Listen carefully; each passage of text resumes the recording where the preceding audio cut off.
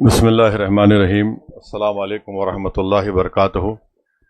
شہ نشین بدشریف فرما صدر all India Muslim personal law board حضرت مولانا خالد سیف اللہ رحمانی صاحب، وہ تمام ملی تنظیموں کے ذمہ داران، معزز حاضرین اکرام، میں سب سے پہلے مذمت کرتا ہوں، کنڈیم کرتا ہوں مرکزی حکومت اور وزیر اعظم کے اس فیصلے کے کہ آج انہوں نے ہم کو احتجاج کرنے کا بھی موقع نہیں دیا اور صرف 100 لوگ کے ساتھ یہ کہا کہ پرمیشن دیا گیا کہ ہم یہاں پر احتجاج کریں۔ یہ ان کی ہٹلر شاہی ہے، یہ ان کا ڈکٹیٹورل ایٹیٹیوڈ یا ان کی ایک مانسکتا کو دکھاتا ہے۔ اگر کوئی پردھان منتری کی تعریف میں کوئی جلسہ کرنا چاہتا تو بی جے پی 10,000 لوگوں کا پرمیشن دیتی۔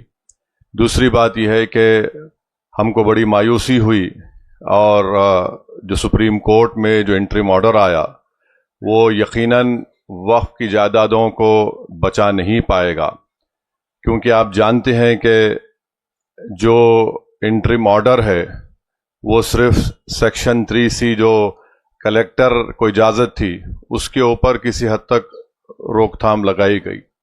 5 سال کا جو لزوم ہے کہ اس کو مسلمان ثابت ہونا، کورٹ نے کہا کہ رول بنائے جائیں، تو وہ ایک کنڈیشنل سٹے ہے۔ ایسا رول بنایا جائے گا کہ کوئی مسلمان جو ہے اپنی جائیداد کو وقف بھی نہیں کر پائے گا، اور سوال یہ اٹھے گا کہ کیا آپ مسلمان ہیں یا نہیں۔ دوسری بات یہ ہے کہ ہم لوگ خوش نہ ہوں کہ سیکشن 3C پر روک لگ گئی۔ ایک ڈیزگنیٹڈ آفیسر ہوگا جو تحقیقات کرے گا، اور دلی میں 123 پراپرٹیز ہیں جس کا DDA کہتا ہے کہ ان کی جائیداد ہے، جس میں ایک مسجد کے امام محب اللہ ندوی صاحب ہیں۔ تو آپ لکھ کر رکھ لیجئے کہ ان 123 پراپرٹیز پر بھی بھارت کے وزیر اعظم کی نظر ہے کہ کیسا اس کو حاصل کیا جائے ایک ڈیزگنیٹڈ آفیسر سے۔ تیسری بات یہ ہے کہ آثار قدیمہ ASI کے تحت آپ سچر کمیٹی اٹھا کر پڑھیے، 170 پراپرٹیز سچر کمیٹی نے لکھا اپنی رپورٹ میں جو وقف کی ہیں، آثار قدیمہ کے ماتحت ہیں، ان کا قبضہ ہے، یہ انکروچر لکھا ہوا ہے ورڈ۔ اب سپریم کورٹ نے اس پر سٹے نہیں دیا تو اس کا ہوگا یہ کہ جہاں یہ جائیداد وقف تھی اب یہ وقف نہیں رہے گی۔ ASI اس کو کنٹرول کرے گا، اور اس کا اثر آپ دیکھیں گے سنبھل کی مسجد کے کیس پر پڑنے والا ہے، اور جو موجودہ درگاہیں، خانقاہیں، مساجد پروٹیکٹڈ مونیومنٹ ہے ASI میں، ہو سکتا ہے کہ شرارت کرے وہاں پر کہ آپ صرف جمعے کی نماز پڑھیے یا عرس مت کریے، عمارت فلاں ہے، ایسی ہے۔ لیمیٹیشن ایکٹ تلنگانہ، آندھرا، تمل ناڈو میں ہندو انڈومنٹ بورڈ کے اوپر لیمیٹیشن قانون نافذ نہیں ہوتا ہے، اس پر بھی سپریم کورٹ نے سٹے نہیں دیا۔ تو یعنی جہاں جہاں وقف کی پراپرٹیز پر اللیگل انکروچمنٹ ہے، قابض لوگ ہیں، وہ مالک بن جائیں گے۔ اور تیسری بات یہ ہے کہ شیڈول ٹرائب ایریا میں وقف اگر آپ کی بھی پراپرٹی ہوگی تو آپ وقف نہیں کر سکتے۔ یہ بتائیے کیسا ہوگا یہ؟ اگر کوئی مسلمان قانونی طور پر شیڈول ٹرائب ہو سکتا ہے تو جائیداد اگر اس کی ہے اور وقف نہیں کرے گا تو کیا یہ آرٹیکل 14 بولیے، آرٹیکل 15 بولیے، 26 بولیے، 29 بولیے، اس کا وائلیشن نہیں ہے؟ وقف الاولاد کے بارے میں ہم بات نہیں کر رہے ہیں۔ اگر کوئی وقف الاولاد کرنا چاہتا ہے تو بھارت کے وزیر اعظم کو مسلم بیٹیوں سے اتنی محبت ہے کہ ان میں اتنی ہمت نہیں ہے کہ بلقیس بانو کو بلا کر مل سکے، مگر وہ کہہ دیے کہ آپ اپنی جائیداد کو بچیوں کا حق مار کر وقف نہیں کر سکتے۔ دوسرے دھرم میں آپ اپنی پوری جائیداد کو اپنے بھگوان یا اپنی آستھا کی بنیاد پر دے سکتے، مگر یہاں پر یہ قانون بنا دیا گیا۔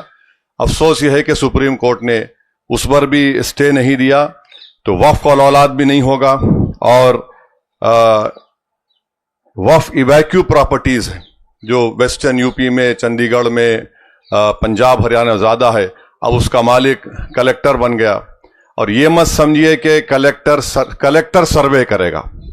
اب جب کلیکٹر سروے کرے گا تو کلیکٹر ریاستی حکومت کے ماتحت کام کرتا ہے، اور کلیکٹر ایسا سروے کر کے بولے گا یہ پراپرٹی نہیں ہے وقف کی۔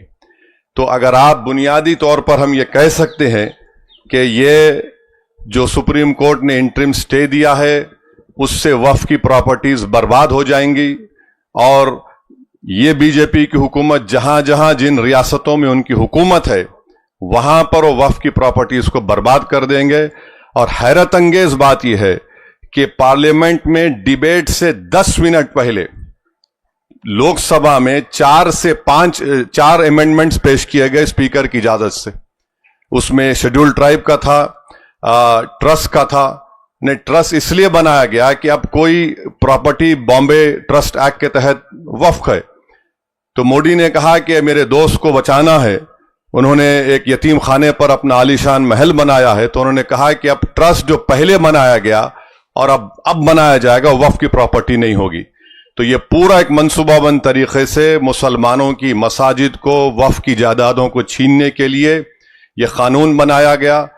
ہم یقیناً امید کر رہے تھے کہ سپریم کورٹ کی یہ 3 ججز کی بینچ ان تمام متنازعات اور اللیگل انکانسٹیٹیوشنل امینڈمنٹس پر روک لگائے گی، مگر ایک اس میں اطمینان یہ ہے کہ یہ انٹرم آرڈر ہے، مگر اب یہ نہیں معلوم کہ کب سپریم کورٹ دوبارہ اس کی سنوائی کرے گا، ان کا رائٹ ہے۔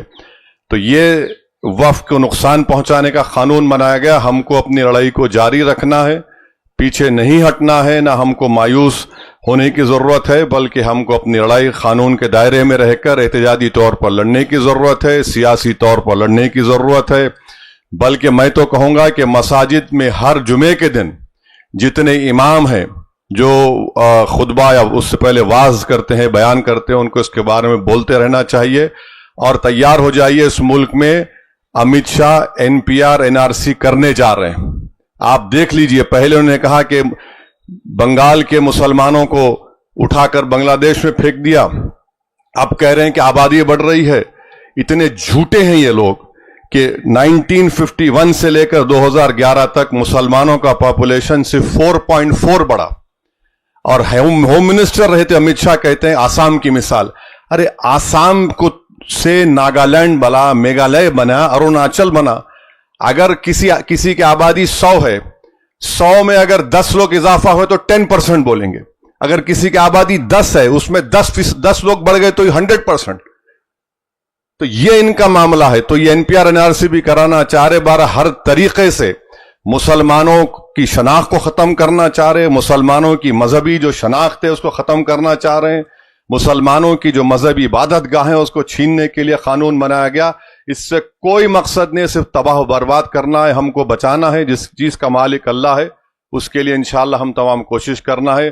پرسنل لاء بورڈ کے ساتھ ہم تھے اور رہیں گے انشاءاللہ تعالی۔ آج 100 یہاں پر جمع ہے، میں لکھ کے دے رہا ہوں وزیر اعظم، انشاءاللہ تعالی ایک وقت آئے گا یہاں پر 2 لاکھ لوگ جمع ہوں گے تمہارے اس کالے قانون کے خلاف۔ السلام علیکم۔